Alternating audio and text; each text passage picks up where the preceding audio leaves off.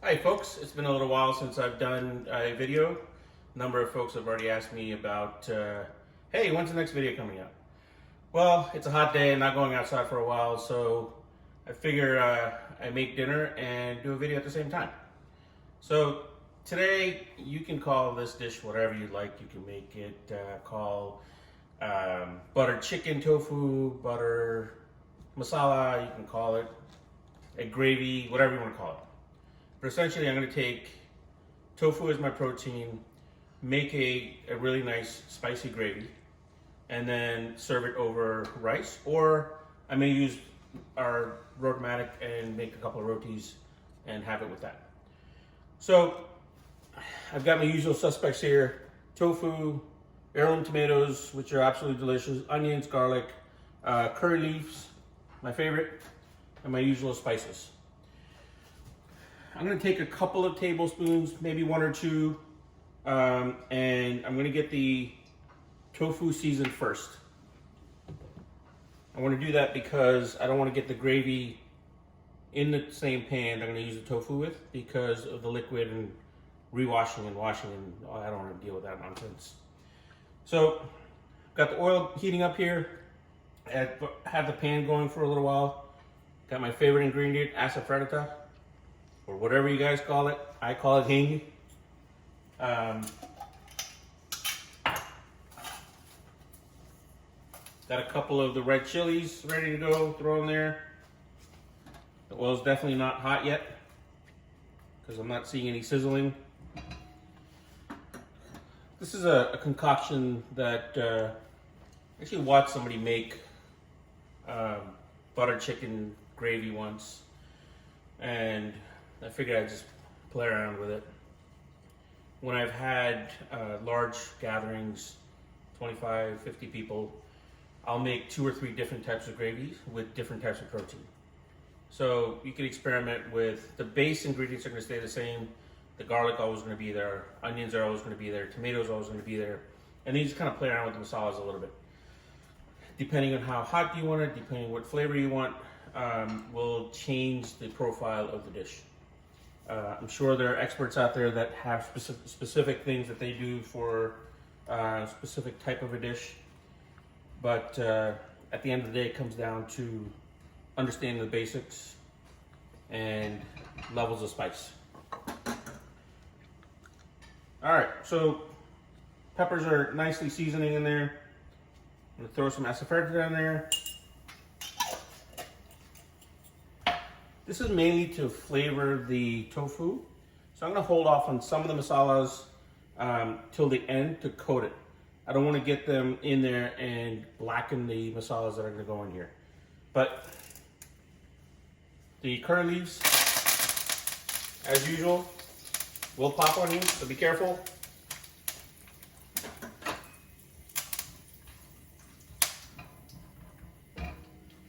We'll go ahead and put a little of turmeric, one of my favorite ingredients, not only tasty but good for you. And I'm gonna put a little garam masala in there now and put some in later. Starting to smell really good already. At this point, drop the tofu in, really get a nice sear on it, coat the outside, and then make sure the tofu is fairly firm and crispy on the outside before you turn it off.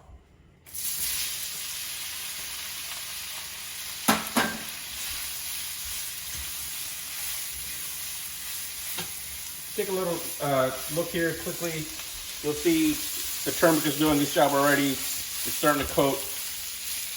This process will take anywhere from 5 to 10 minutes, depending on how hot you're able to get your pan and how brown you want your tofu. So, as you can see here, the tofu is nice and brown. The liquid has burned off. You have to make sure you use the extra firm tofu. Otherwise, you're going to have to press it, get the water out of it. To this, I am going to add some dry garam masala. Not that you can get garam masala that's wet, but it's garam masala, which love the ingredient. I'm gonna add a little bit of salt here. And pretty much this is done. Oh. You can see that the garam masala has already started coating the paneer, or I'm sorry, the tofu. It looks like paneer, right? And it's already browner than what you saw just a minute ago. And this calls it, from this, I'm gonna put this out onto, put it aside for a little bit until I get the gravy ready. And we'll see you back in a little bit. All right, we're back. So I'm gonna get the gravy going, and again, tablespoon to 2 at the most. You don't need a lot of oil, especially if you're using a good pan. And this oil is mainly to infuse all of your spices into your dish. Start with the peppers again. Get them going nice and dark. I'm probably gonna end up, you'll notice that I'm gonna be using a lot more spices in volume than I did to make the tofu. And there's probably gonna be a couple of different spices that I end up using than what I put in the tofu. The tofu, again, is, the protein is going to be just to get the flavor, get the firmness, get the texture, and the gravy is what's gonna be most of the flavor. The oil's nice and hot. I got my favorite ingredient that, on the nose, not so great. Flavor, phenomenal. Got some of that in there. Got some garam masala going in there. I've got some jeera that's going in the oil, which I should have done first, but that's going to add a good bit of flavor that really goes well with this dish. Get some dhania going in there.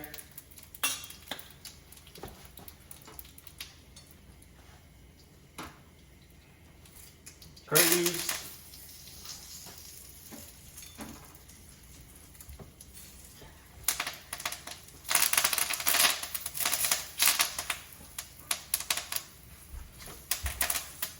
So if you take a look here, I'm not using a lot of oil, but it goes pretty far.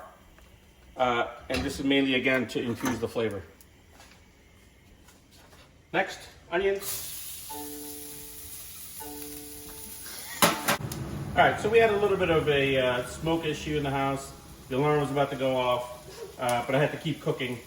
If you take a look at this dish now, I've started sweating the onions. The masalas look pretty black, which is completely normal. To this, I'm gonna add garlic, and then I'm gonna follow that up with turmeric, which will, again, kind of start coloring the dish, add a turmeric flavor to it. With the garlic and the tomatoes, once they're fully cooked, we'll be ready with the gravy. Garlic, with this dish, the nice thing is you don't have to really cut things up really fine. You wanna make sure you cook it, get the flavors going, get the oils out of there, and we'll end up blending the whole thing. All right, guys, we're back. We've got onions sweating here.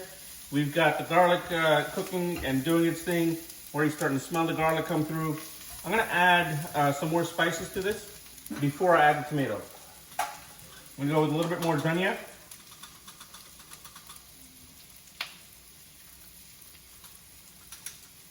Just a hint of the red, really spicy pepper.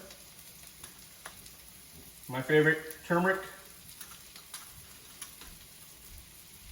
About a tablespoon or so. Just guesstimating here. I'm gonna need a little bit more salt just because the tofu is not salted. And there you have it. Oh, a little more garam masala would be nice. All right, this is gonna be completely vegan. And I'll tell you a little trick what happens to make this taste buttery without adding any butter. Heirloom tomatoes with the sauce and all.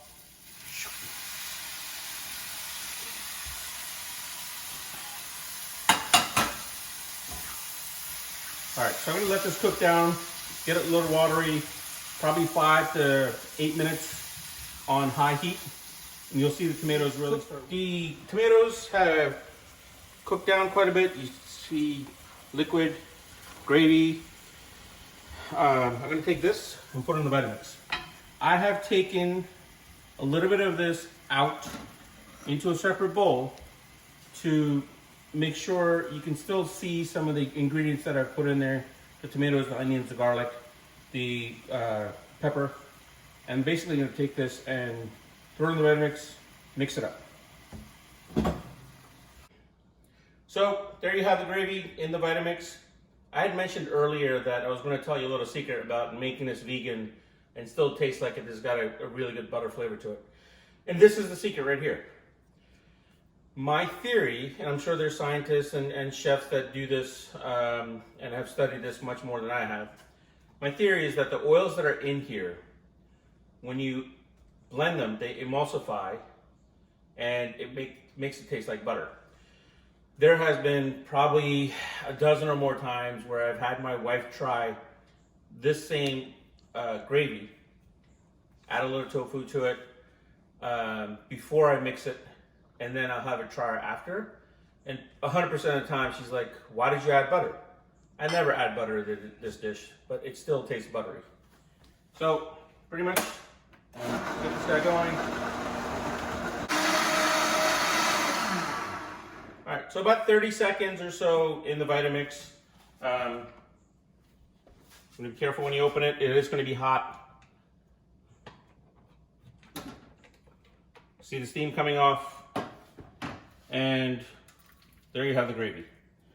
What I will do now is take a little bit of water, put it straight in the Vitamix, and remix it. Try to get as much of the gravy out as possible. It will also add some more liquid to the gravy. Sorry, half a cup.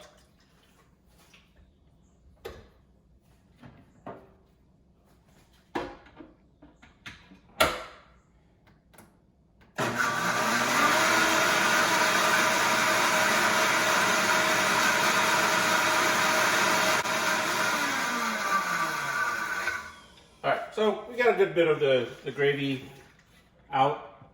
You can also take this, add a little bit of water, and then get out whatever rest of what's left in here. A couple of things that you need to be concerned about at this point is your acid level and your spice level. So to figure that out, just taste it. I'm actually going to add a little bit of, because I could smell the tomatoes, I could smell how tart they were. I'm actually going to put a little bit of honey to tame down that flavor of the acidity. Because if it's too acidic, excuse me,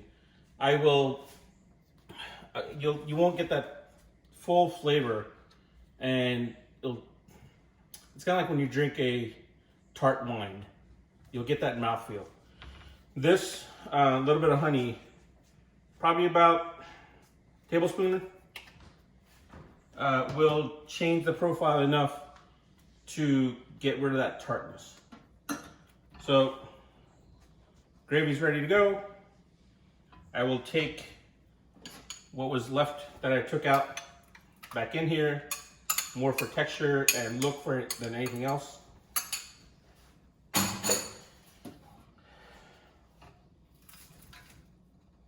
Got the tofu in there.